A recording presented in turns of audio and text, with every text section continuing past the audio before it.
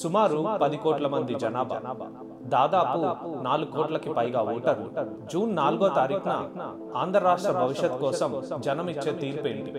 కానీ గెలిచేదెవరో చెప్పడానికి ఆ రోజు ఓట్స్ కౌంటింగ్ ఎలా చేస్తారు? రూలింగ్ పార్టీ రిజల్ట్స్ని మ్యానిపులేట్ చేయగలదా? టీవీలో చూపించే ప్రతి రౌండ్ రిజల్ట్స్ ఎలా చెప్తారు? ఇవన్నీ తెలుసుకోవాలి అంటే ఈ వీడియో ఎండ్ వరకు చూడండి. మే 13 జరిగిన ఎలక్షన్స్లో ఆంధ్ర రాష్ట్రంలో మొత్తం 4 కోట్ల ఎలిజిబుల్ ఓటర్స్ ఉంటే ఈసారి ఓటు వేసిన వాళ్ళు 3.2 కోట్లు. ఈ ఓట్స్ వేయడానికి మొత్తం 46,300 పోలింగ్ స్టేషన్స్ ఏర్పాటు చేశారు. కౌంటింగ్ ఎలా చేస్తారో తెలుసుకునే ముందు అసలు ఓటింగ్ డే రోజు ఏం జరిగిందో మీకు తెలియాలి. ఓటింగ్ అయిపోయిన తర్వాత ప్రతి పోలింగ్ బూత్లో యూజ్ చేసిన ఈవీఎంస్ని సీరియల్ నెంబర్ ప్రకారం ఒక క్యారింగ్ కేసులో పెట్టి అక్కడ ఉన్న ప్రిసైడింగ్ ఆఫీసర్ సీల్ చేస్తారు. ఇలా ఈవీఎంస్ని సీల్ చేసేటప్పుడు ఆ అసెంబ్లీలో పోటీ చేసిన క్యాండిడేట్స్కి సంబంధించిన ఏజెంట్స్ కూడా అక్కడే ఉంటారు. ఇలా క్యారింగ్ కేసులో లాక్ చేసిన ఈవీఎంస్ని హై సెక్యూరిటీతో ఒక స్ట్రాంగ్ రూమ్కి తీసుకొని వెళ్తారు. ఈ స్ట్రాంగ్ రూమ్కి సిఏపిఎఫ్ సిబ్బంది సెక్యూరిటీగా ఉంటారు. స్ట్రాంగ్ రూమ్లో సీసీటీవీ కెమెరాలు 24/7 మానిటర్ చేస్తూనే ఉంటాయి. కౌంటింగ్ డే వరకు ఈ స్ట్రాంగ్ రూమ్ని ఎలక్షన్ కమిషన్ అపాయింట్ చేసిన రిటర్నింగ్ ఆఫీసర్ ఇంకా డిస్ట్రిక్ట్ కలెక్టర్ ప్రతిరోజు చెక్ చేస్తారు. ఈ స్ట్రాంగ్ రూమ్కి ఎలాంటి ఎలక్ట్రానిక్ డివైజెస్, మొబైల్ కానీ కంప్యూటర్ కానీ అలౌ చేయరు. ఎందుకంటే ఈవీఎంస్ హ్యాక్ అయ్యే ఛాన్స్ ఉంది కాబట్టి. ఎన్నికల ఫలితాల రోజు ఉదయం 8 గంటల నుంచి కౌంటింగ్ స్టార్ట్ చేస్తారు.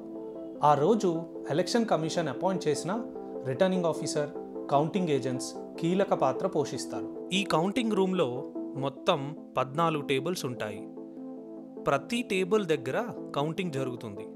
అంటే ఒక అసెంబ్లీలో 140 ఈవీఎంస్ యూజ్ చేస్తే 14 టేబుల్స్ కాబట్టి మొత్తం 10 రౌండ్ల కౌంటింగ్ జరుగుతుంది. ప్రతి టేబుల్కి ఎలక్షన్ కమిషన్ అపాయింట్ చేసిన కౌంటింగ్ ఏజెంట్స్, కౌంటింగ్ సూపర్వైజర్స్ కూడా ఉంటారు.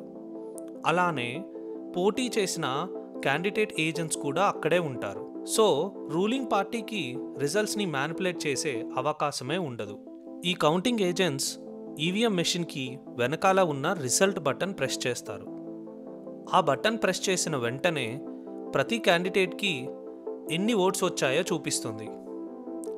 ఇలా 14 టేబుల్స్లో చెక్ చేసి అక్కడ ఉన్న రిటర్నింగ్ ఆఫీసర్ క్యాండిడేట్స్ ఓట్స్ని ప్రతి రౌండ్కి డిక్లేర్ చేస్తారు. మనం టీవీలో చూసే ప్రతి రౌండ్ స్క్రోలింగ్ కూడా అదే. ఇలా ఆ రోజు పూర్తయ్యేసరికి ఆ అసెంబ్లీలో ఓటింగ్కి యూజ్ చేసిన అన్ని ఈవీఎంస్ కౌంటింగ్ జరుగుతుంది.